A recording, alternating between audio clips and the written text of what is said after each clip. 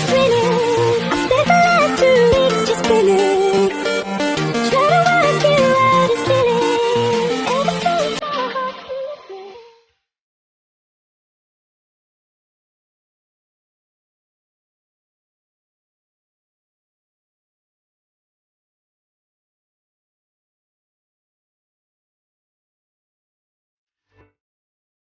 First is to gather the needed equipment, which are the normal saline solution, cotton balls, tissues, and then the medication for the eye can be ointment or eye drop. Then, the nurse should check medication order against the original physician's order according to agency policy. This is to clarify any inconsistencies.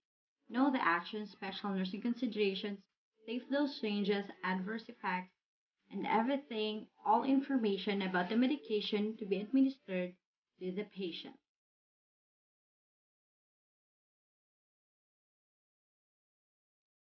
To prevent the spread of microorganisms, perform hand hygiene.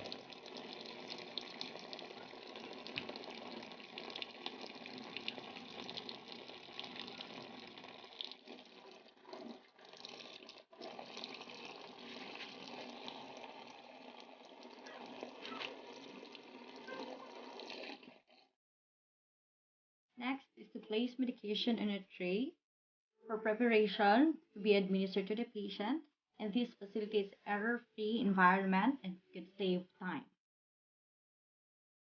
Next is to transport carefully the medications at the patient's bedside and by keeping it in sight at all times.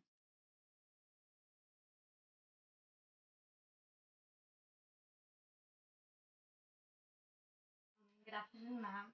So, ano gani ngalan? Identifying the Branding. patient ensures the right patient receives the medication and helps prevent errors. So, ma-administer to subong sang imo nga eye drops, mama, kay hambal ni doc. Explain the Sabi procedure niya, to the 8 patient to hours gain siya. cooperation and to So, ally i-administer insight. siya. Pwede ka po, tissue lang. To start with, offer tissue to the patient. A solution and tears may spill from the eye during the procedure. White.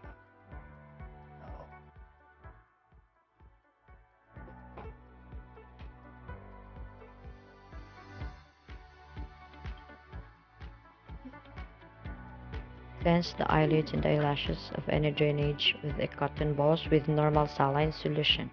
Use each area of the cleaning surface once, moving from the inner toward the outer contours. Open ang eyes niya, ma'am. Tilt the patient's head back slightly if sitting, or place the patient's head over a pillow if lying down. This is to prevent the solution or tears from flowing toward the opposite eye. Remove cap from medication bottle, being careful not to touch the inner side of the cup, as this may contaminate the bottle of medication.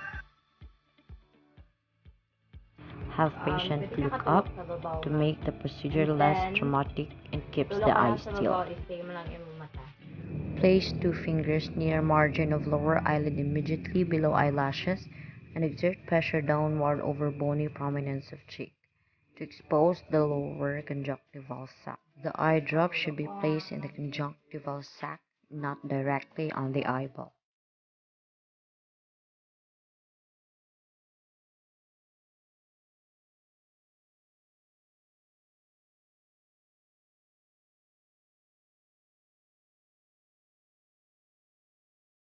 Pwede na. Close yung eyes gently. So, ma'am, hindi ito na pag-irab ang ating eyes until medyo madula na ang bulong kay para hindi siya